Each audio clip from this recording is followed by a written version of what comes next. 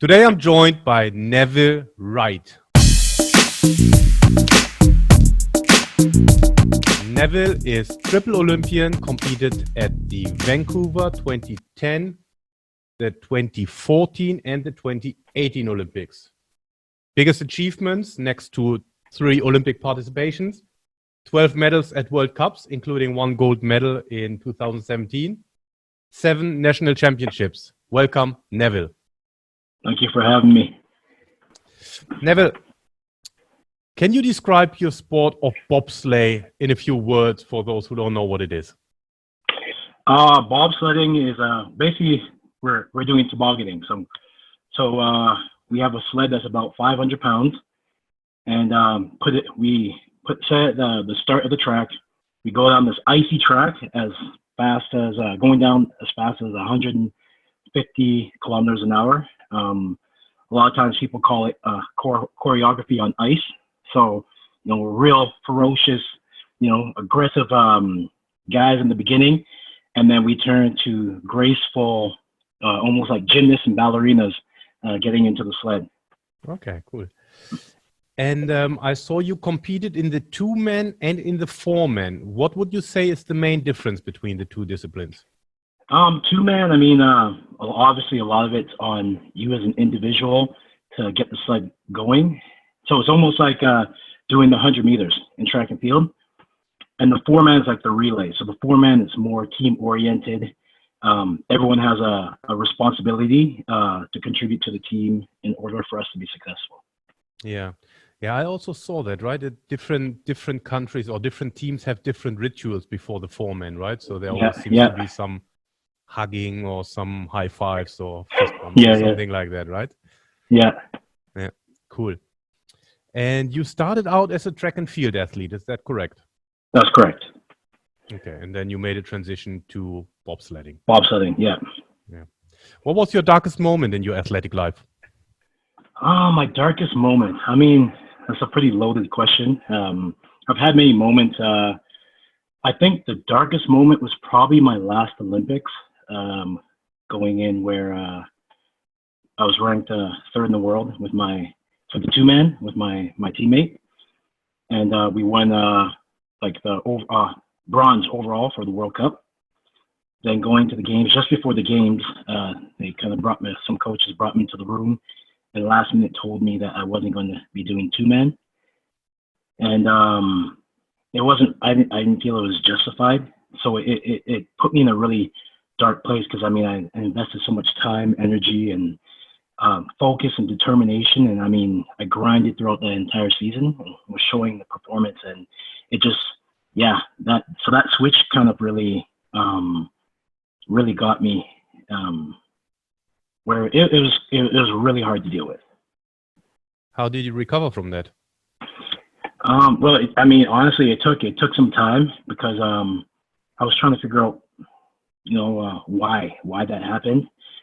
But in the end, I think what helped me recover, because originally I had invested so much energy, time, and a lot of emotion because I felt this was the Olympics that we would medal, like being ranked so high and doing so well. So I almost was like basing my life after sport on this moment because you win it, you get an Olympic medal, and it can be life changing. But then what helped me get over the whole thing was that whether I won a medal or not, it doesn't define me. I define myself, and I realized that I could still be successful and do great things despite not having that opportunity or winning that medal. And did you end up figuring out why that happened, that you were not supposed to, or not supposed, that you actually couldn't compete? To this day, I don't know, because the reason behind it wasn't really justified. Like, they would say things like, we don't want you to get hurt. And I was like, first of all, if you're going to the Olympics and you're competing, like, if I'm going to get hurt, I'd rather get hurt there. But I was never really, I really never showed anything that would question like my longevity or durability. I did every single race that season. So, I went through it with them and, and questioned a lot of things, and it just didn't make any sense. So, I mean, in the end, I have so much power and so much control of certain situations, circumstances, but that was kind of taken out of my hand. So, to this day, I still don't know. I know one of the coaches said they made a big mistake about it, but I mean, it's already passed, so there's nothing else I could do about that. Yeah. And from my research, you wanted to qualify for the Summer Olympic Games in track and field, and you missed it by 200ths of a second. Yes. And so, talk us no, through go that. ahead. No, talk us through that. So, leading to those Summer Olympics, I mean, I was having a great season leading up to it, or even seasons. Went and competed at World Championships for Canada in the 4x1 relay, and I won a bronze medal at the World University Games in the 100 meters. And then that year, I mean, it's an Olympic year, so you put a lot of pressure on yourself, and I was so focused on going to the games. And then earlier in the season, I had an injury. I got hurt my hamstring, and I was still pushing myself. And I think, as I was pushing myself, my body started to break down even more. And I think it was just an accumulation of physical and mental stress, because pushing myself for the first Olympics. And then, found out I had adrenal burnout because I wasn't able to finish a lot of races. I was losing speed, strength, things like that. So when I went to a few specialists, they found what was going on, tried to correct it. And then it was like a month out to Olympic trials. I went there, going to the rounds, and then the second last round, I was giving it everything I got, and then crossed the finish line and realized I missed the opportunity by 200ths of a second. And how quickly did you make the decision to switch to bobsleigh? Because that was quickly after, right? Yeah. So after I kind of missed the opportunity, and I had some time to reflect, and I was actually going back to the drawing board and starting again, working for another quad in track and field. Then February of 2009, I was invited to a bobsled camp, and I went and tested really well. And, they were like, train hard, work hard, you can make these Olympic Games. And I did that throughout the entire summer of 2009. And in 2009 of October 2009, I made the World Cup team. And then that February of 2010, so within less than 6 months of being in the sport, I went to my first Olympics. Really cool. Yeah. What was your best moment? My best moment, best moment in sport, I would say, is making my first Olympics. Actually making my first national team, which is in track and field, and then making my first Olympics, just because it was so special, because just based on my life and things that I've had to overcome, I reaffirmed to myself that I was able to beat the odds. Really cool. If you could travel back in time, what advice would you give a younger Neville? What advice? I would say, don't procrastinate, and say, dig deep and just keep pushing for your dream. You'll make it. But yeah, I think it's biggest thing would be, don't procrastinate. Just start as soon as you can, and learn as much as you can too. I mean, I started to learn, take the time to become like a student in sport, learning from coaches, therapists, trainers, whoever it may be. So that's one thing I think I would have told myself: start your learning process from earlier. And I read your Olympic dream got sparked watching the 4x 100-meter relay in Atlanta, 1996. Why? Yeah, I think when because I was an older athlete, like getting into sport, like for example, my bobsledding career didn't start till I was like 28, and I remember seeing like older athletes like Donovan Bailey and yeah, just I realized that I'm not too old to do this, to pursue this dream and make it. So I think that's kind of what inspired me and motivated me. I also remember that race because then when the number 3 gave it to Donovan Bailey, he already put his hands in the air, celebrating, right? Yeah. That was really cool. Yeah.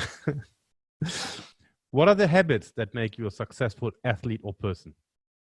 Habits. Well, one of the biggest things is the way setting goals is a really big habit of mine, but making sure that I don't focus on the goal, but focus on the process. I find that, when I would focus on the goal or the dream, it became more of a distraction to me.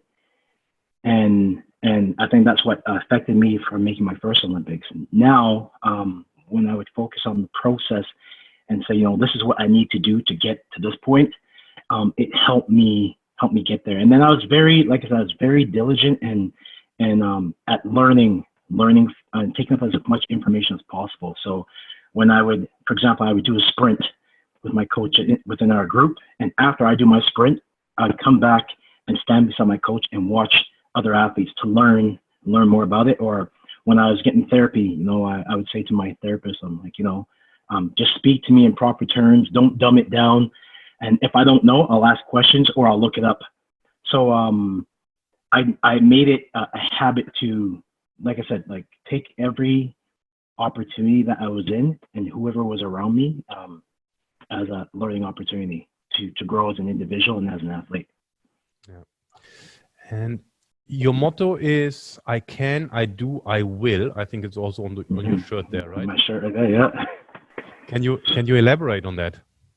So at first it was like a quote, motto, and then became a lifestyle. So there's a moment when I was competing in bobsledding where I got pretty low and things weren't going as well as I wanted to, and a lot of frustration and I remember sitting down one time by myself and was like, I started to question things at first, and then I was like, I can do this.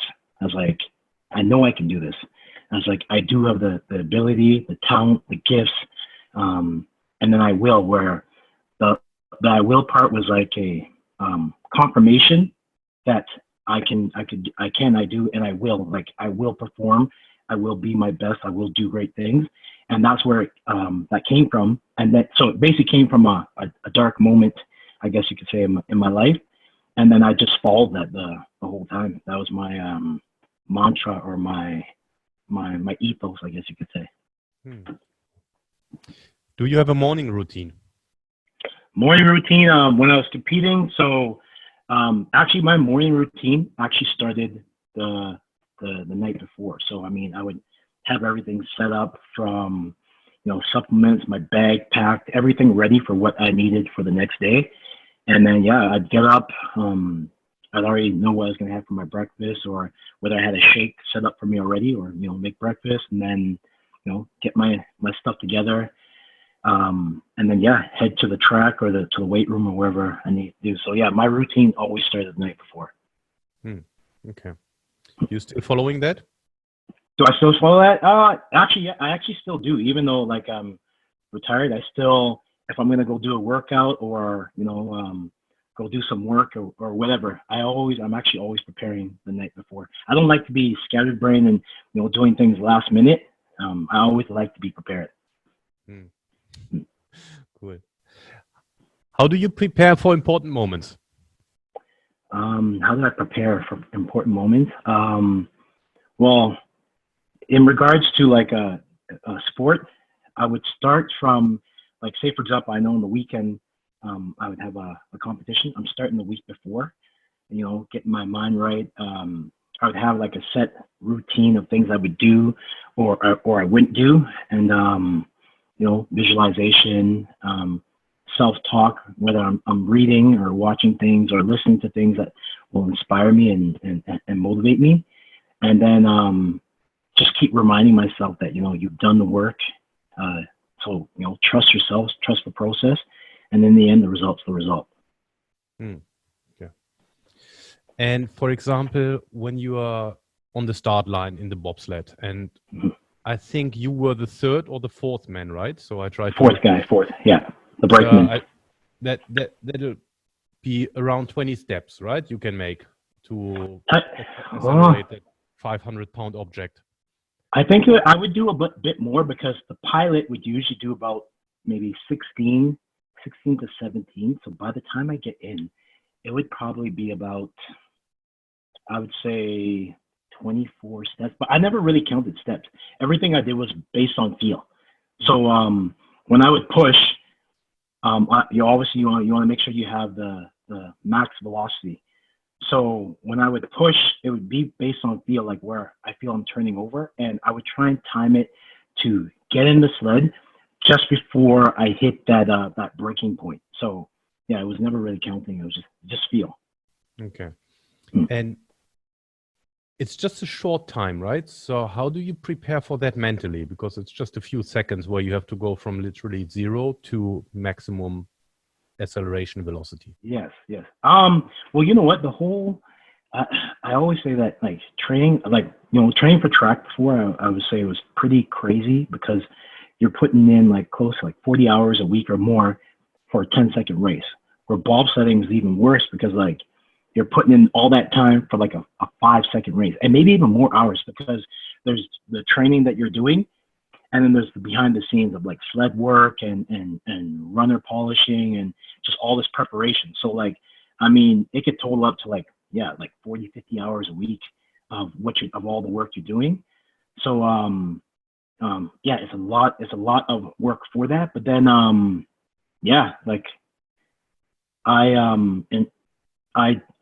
do all that work prior to, and then we do a lot of visualization, a lot of dry loads, different things like that to prepare ourselves.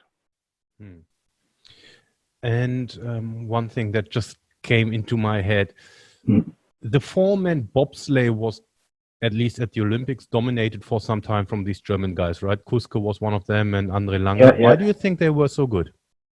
I think it was a combination of great equipment, driving, great athletes. Everyone in the sport, you're going against the best guys in the world, and all these guys, the same work that we're putting in over here in for example, Canada or North America, out there they're doing the same thing, right? So I think that's why they've done so well, and a lot of them I think also have been doing it doing sliding sports from a young age, from luge and skeleton from age 9 and so forth. So okay, so they're more familiar with the sliding. Okay. Yes. Switching gears or switching topics, your first Olympics were Vancouver 2010. Yes. And in the preparation, a luge athlete died. How does that play on the mind of an athlete? Because essentially the athlete went down and then had this tragic accident. Did that occur to you guys as well? Are we safe? You know what? I wasn't really concerned. It was very unfortunate with that situation. Is what they would call as a freak accident, I guess you could say. But I was never concerned if I was going to be safe. On the track, I went down I was working with a very experienced driver, one of the best drivers. So at no point was I ever worried or concerned about that. Okay. How do you overcome setbacks? How do I overcome setbacks? I think one is your perspective, understanding that failure or setbacks will happen. Using them as a learning opportunity. So every time I have a setback, I go back and I would reflect and say what went wrong, but then making sure that I don't focus on the negative or what was wrong, trying to find the positive and saying, all right, this is what went really well, and then this is what I can work on. So I always find having a setback as a learning opportunity. Yeah, that ties in very well with the note I've taken down here. You like the quote of Frederick Douglass: if there's no struggle, there's no progress. Yes. So basically with that, understanding that struggle, pressure, things like that is necessary to grow. I think if you don't struggle or have some pressure or experience failure or disappointments or setbacks, you're not growing. And I always use kind of like the analogy of like, some of the greatest things are made from pressure. Diamonds are created from pressure. You squeeze an orange, put some pressure, and what you get orange juice. Or even when you look at your muscles, right? You work out, there's some tearing, you work till failure sometimes, like micro tearing in the muscles. But then what happens? Those muscles recover, they become bigger, stronger, and more resilient. So I feel that those things are important in order to become more resilient, more focused, more determined. And I think when you experience failure, it pushes you to grow and be better. And how do you do that? Right in the moment when you experience failure or setback, you don't really feel that great. How do you make sure you still stay on path of seeing it as an opportunity? Well, there's two sides to it. So say, for example, it's in competition. Say I had a poor first run where I didn't push as well, or a mistake happened or whatever. I would take, usually what I would do is if I'm at the, getting ready to go back to the top, I give myself about 5 minutes to kind of be upset about it, mope, but then, having short-term memory about it, because I'm still in the competition. After it, I'll give myself time to really not dwell on it, but think about it, because I think it's always good. It's good to give yourself a time to reflect, to if you need to be upset, to be frustrated. I think we're all human, so I mean those are normal reactions and emotion. But then once again, having that short-term memory, saying like, all right, well, this is the positive, and what can I learn from this situation, from that experience, and then moving on. As an athlete, you have to be able to, like I said, have that short-term memory and be able to move on. Because then if you get stuck dwelling on it, then it definitely starts to affect your performance. Who's your role model and why? My role model. Well, growing up, I'll be honest, I didn't really have any role models per se. My role models were fictional characters. So superheroes like Spider-Man, Wolverine, Batman.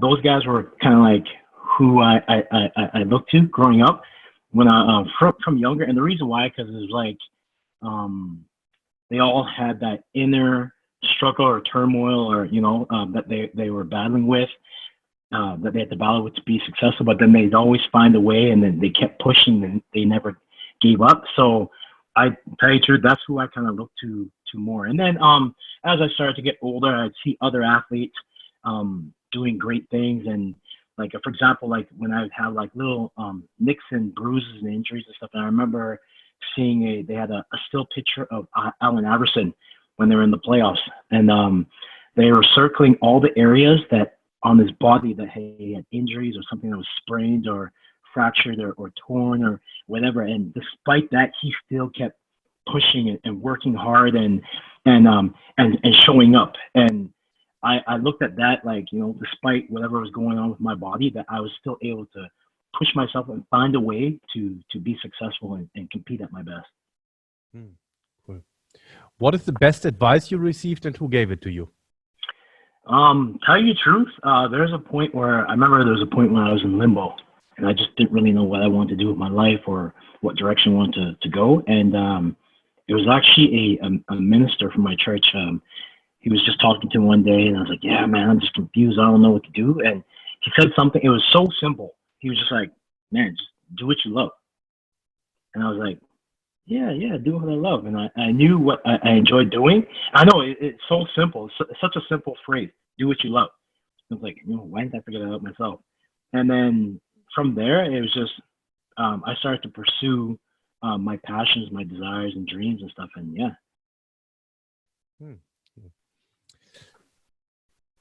Speaking about advices, I listened to a podcast where you were featured in, and I think there's a very powerful advice. You touched on that a bit before. Use your sport as continuing education. I think that's really powerful for young athletes. Yeah. Or any athlete. Talk us through that. So I always try to pride myself on being a smart athlete. And anytime I work with athletes or teammates or whoever, I always encourage them. Like, it's pretty much you're still in school as an athlete. So like I said before, I would take every situation as a learning opportunity. Every coach that I've ever been around, I had the opportunity to work with some amazing therapists from around the world, and anytime, for example, when I was training, I always want to know, I was like, why am I doing this drill? What's the purpose of this? How do I, getting stronger, faster, things like that. So I would absorb as much knowledge and information as possible. With the therapist, like I said, I would ask them questions while they are treating me on the table. Sometimes, it's easy as an athlete to kind of let your mind wander. Nowadays people are on their phones and distracted by other things. And I was actually paying attention to the techniques, what they're doing, asking questions. And then what I would actually do is when I wasn't getting treatment, and other athletes would be getting treatment, I would actually come in the room and I'd sit down and watch what they're doing, asking questions and watching their techniques. So I took every moment as an athlete as a learning opportunity, which now I'm able to carry that outside of sport, like in my life now. And that's something that piqued my interest when I made my research about you. Mm-hmm. You're drawn a little bit more to the therapy side rather than the training side? You know what? It's kind of both. I think when I was competing as an athlete, I always was preparing myself for when I exit sport. So I was always working on my big three. My big three is therapy, coaching, and then my biggest passion, which is speaking. So I think I'm drawn to all three. Probably speaking more than anything, like being able to share my story and help create change and help others that have kind of come from my situation or background. But all three of them, I feel, have a commonality between them, is that it's helping others. So I would say, if I was to go in the order, I would say speaking, therapy, and coaching. You mentioned your story and your background. Is there any where you're coming from? Is this something we missed? Yeah. So just like a lot of times, like people know my background or know me as Neville Wright the athlete, and I tell my story. But background where I grew up with financial hardship, had to overcome a lot of adversity, like where my father passed away at when I was 2 years old. So my mom had to, take care of us. So that was a bit of a struggle, and, didn't really have all the opportunities that most individuals would have.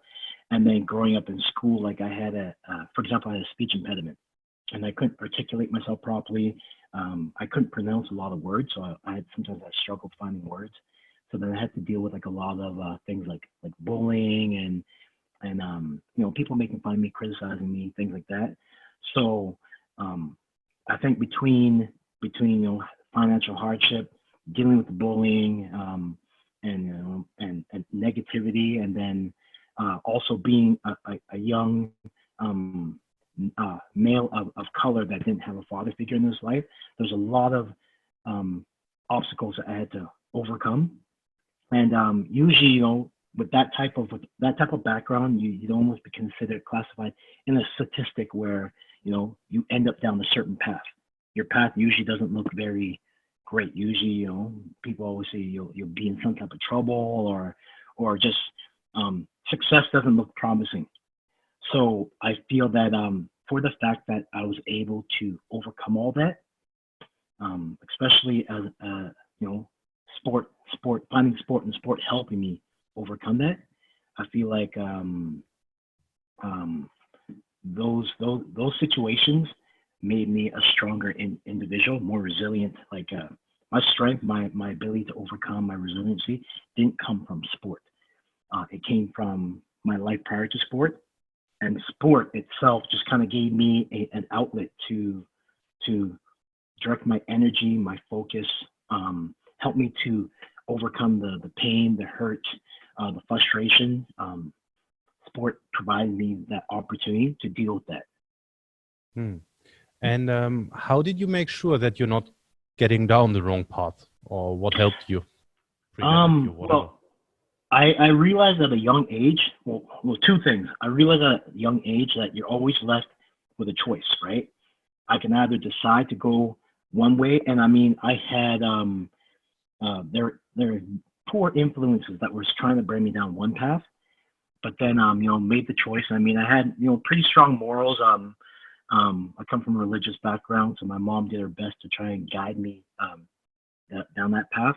And then I realized, I was like, I don't have to become a product of my environment or my circumstance. Like, I could be better than that. I don't have to go down the path because people think that I'm going to go down that path. I can make a change and kind of change and dictate my own narrative. And at what age did you take up sport? Well, I mean, as a kid, I played sport all the time.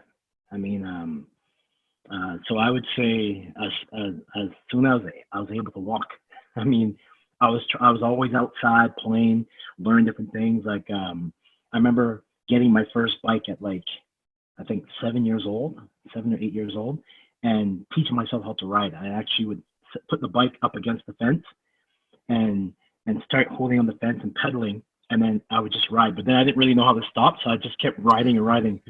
Or I would go to the top of a hill, jump on the bike, and then it starts rolling, and then once again I would just keep riding. And I mean, I would ride forever and not stop until I figured out how to do it. So I learned quite a bit on my own when it came to the sport. Okay. Back in the days, how did a typical training day look like? Oh man. So a typical day is like, I get up in the morning, I'm already prepared. Sometimes I would go see a therapist before, like whether it's physio or chiro, to kind of get some things cleaned up. I would go train. So I would do sometimes my sprint sessions, for example, because say, for example, it's a 2-a-day, my sprint session would probably be around 2 to 2.5 hours. And that would be a combination of warming up, activation, sometimes doing my extra like rehab exercises. And then from there, I would do my sprint workout. After the sprint workout, you got to have a cool down, jogging, stretching, rolling. Sometimes after that session, I would go and see my therapist if I didn't see them before. Then I would get like a 3-hour, 4-hour break in between to rest, recover from that sprint workout. Then I'd go back to the gym to do the weight session, where once again I'm going through that same process. I'm warming up, doing the activations, the necessary drills to prepare myself for the lift. Go through that lift. After I'm done with that, once again I do the cool down. After that cool down, I would head to go do like a recovery bath, for example, after my rolling, stretching recovery bath. And then making sure that I'm getting a meal soon enough, like right away, so that I'm not, so I don't lose all my gains, I guess you could say. Okay. And then, yeah. Yeah. Do you want to nominate someone to be interviewed? I would nominate Katie Eulander from the USA skeleton team. Okay, cool. You retired earlier this year. Yeah. What's going on in your life these days? So now that I've transitioned out of sport, there's a few things I'm actually working on now. Once again, my big three. So speaking, taking every opportunity to go around and speak to others, share my story, and hoping that I'm sharing a story that can be motivational and influential to others. I'm currently working as a therapist, so I'm a massage therapist by certification, but a performance and pain management therapist. So taking my experience as an athlete and the knowledge, everything that I've learned from being an athlete, and then my schooling, and kind of creating my own type of style of treating. So my practice is called Wright Performance and Therapy, based in Edmonton. And then I'm also coaching, so speed and acceleration coaching, teaching athletes how to sprint, mechanics, increasing efficiency, quality of movement.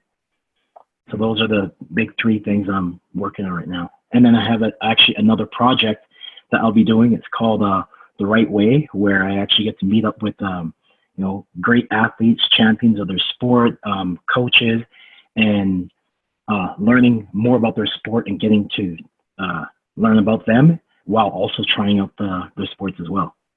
Okay, cool. And your decision to retire, how did this come about?